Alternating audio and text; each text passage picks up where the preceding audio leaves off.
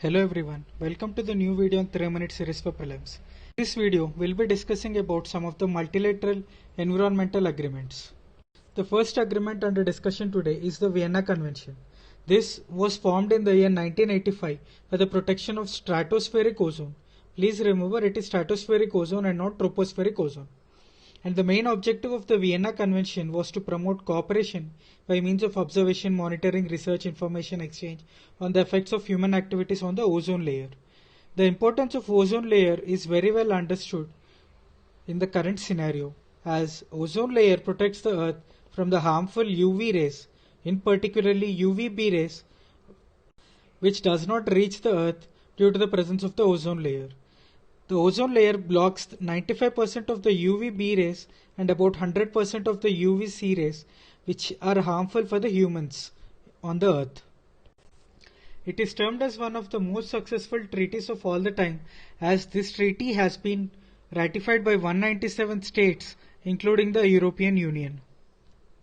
The Vienna Convention is only a framework document that has been adopted by the countries, while it does not include any legally binding documents. The Montreal Protocol is an outcome of the Vienna Convention, which has some legally binding commitments that are to be followed by all the countries. This is an intergovernmental treaty formed in the year 1987 and entered into force in the year 1989. As we have discussed, this main treaty was to phase out the substances which are responsible for ozone depletion. Mainly the substance containing chlorine or bromine that leaves the system are causing the ozone depletion. These ozone depletion substance examples are HCFCs, that is hydrochlorofluorocarbons, HFCs, hydrofluorocarbons, and CFCs, that is chlorofluorocarbons. These three components are mainly used in the HVAC industry, that is heating, ventilation and air conditioning industry, and also in the refrigeration industries, where these substances are used to cool the environment. These substances, when they are present in the system, work very efficiently, but due to the leakage or by some other reason, if they leave out the system like HVAC, then they cause disturbances in the ozone layer. Recently, an amendment had been made to the Montreal Protocol to phase out the HFCs, that is hydrofluorocarbons. India recently achieved the complete phase out of HCFC 141B, which was mainly used in puff industries, that is in making the cold storage doors.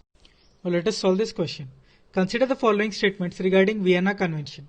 Montreal Protocol is an outcome of the Vienna Convention. Kigali Amendment has phase-out targets only to developed countries.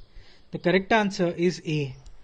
As we have recently discussed, Kigali Amendment recently was amended to the Montreal Protocol to phase out HFCs, that is hydrofluorocarbons, and according to the Vienna Convention or the Montreal Protocol as such, all the countries, both the developed and the developing countries, have targets to phase out ozone depleting substances. Therefore, the statement 2 is wrong. Thank you.